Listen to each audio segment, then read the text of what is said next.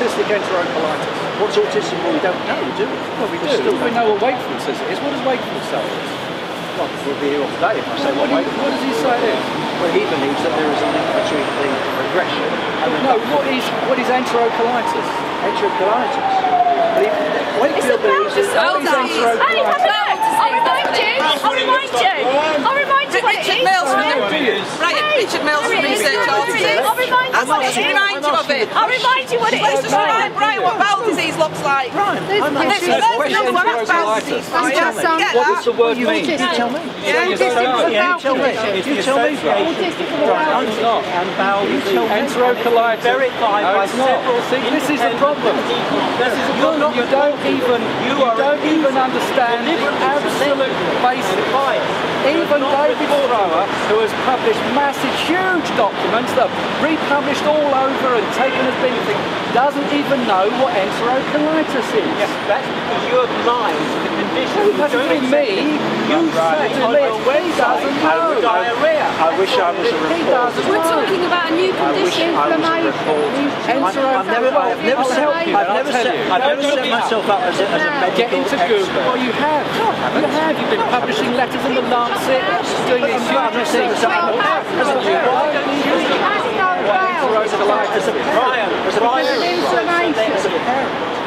Children have bowel disease, Brian. You need to wake up and listen to their parents. Listen, when you go home, you've never met my child. When you go home, you know nothing about his medical. When you go home, get onto Google. Look up the meaning of the word enterocolitis. Where does he look? Where does he look? No, I'm not. You have used this expression again and again and again and held yourself out to parents who are desperate. Look at your body language. Parents who are desperate. Look at the way you're jabbing your finger at me. I'm surrounded by people who are being abusive about me. But you're being abusive to me. No, I asked you. Look at the way you're pointing at me. I'm not going like this to you. Well, I'm only imitating you. I'm not going like this. What's on the other side? It's back to front.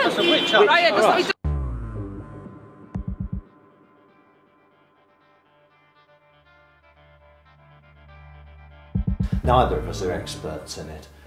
What more can one say? I have an understanding of it insofar as what I've read about it, but my background as a professional is as a public transport planner. I'm not a medic, and I don't profess to be one. I've never set up myself as an authority in it. All I have done is compress what I have read into briefings which I have then made available to people.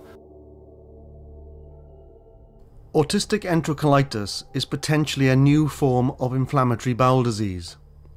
This particular bowel disease has been confirmed in children by several other authors, but there is some debate about whether other children have this form of bowel disease or whether it is specific to children with autism. One question. Richard Mills, the guy who's the head of Research Autism, was on the Radio 4 recently and said he acknowledged that children with autism have got bowel disorders. So, do you not think who he is? I've never heard of him. Well, he's like the head of Research Autism in the UK, so... What's Research Autism? I've never heard of it. Well, there you go. You don't know much about the topic, do you? Wing of the national...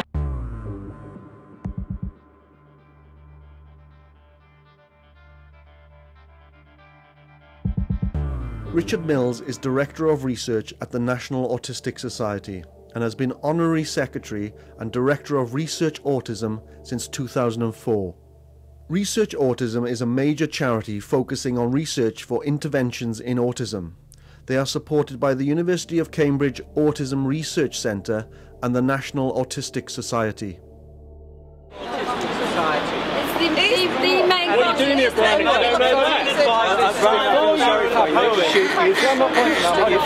Before you go publishing straight, long, medical, you state all I'm doing. Find out exactly what are you finding out? Because you can never evaluate anything Wakefield has done. You don't know. But you haven't either. You're highly selective.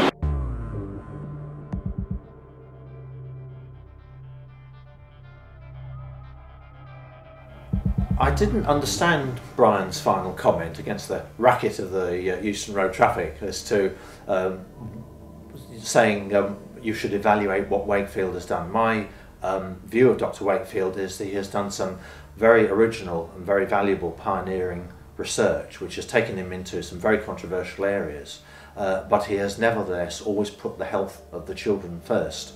I have a very high regard for that. I think he is a person to look up to, is a model to us all in terms of being logical and searching for facts and searching for answers and keeping on looking no matter how dangerous the waters become. His views as expressed at the press conference were based on a very, very detailed analysis he'd done of the safety trials around the measles, mumps, rubella vaccine, and that had led him to be really concerned that it was in a small proportion. And let's be quite clear on that. No one has ever said, A, no one's ever said don't vaccinate, and B, no one has ever said that MMR vaccination causes all autism. People should be presented with the facts, and then they can make an informed judgment. If they think that the benefits outweigh the risks, as individual parents, they can choose for their children.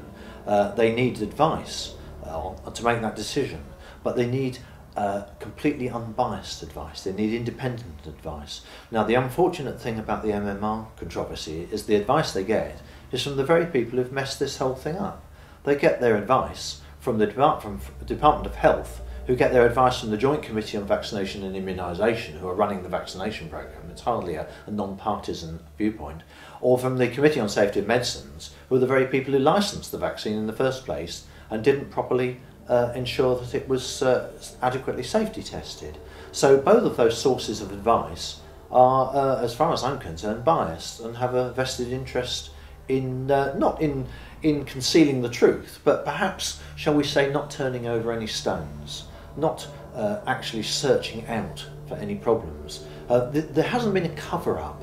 What there has been is a conspiracy not to uncover, which is subtly different, but has the same end effect, which is basically smother the parent stories and try and walk on and ignore what the parents have said as to what happened to their children. What would I say to a member of the public who asked me what is going on? I would say I'm as puzzled as they are, because all my husband has ever tried to do is investigate the possibility that the combined measles, mumps, rubella vaccination might, in a small proportion of children, lead to those children losing skills, regressing into autism and having associated bowel problems. I simply don't see the problem with that. And nor did the parents of those children who were investigated at the Royal Free. And there were many, many, many of them, not just the Lancet, 12.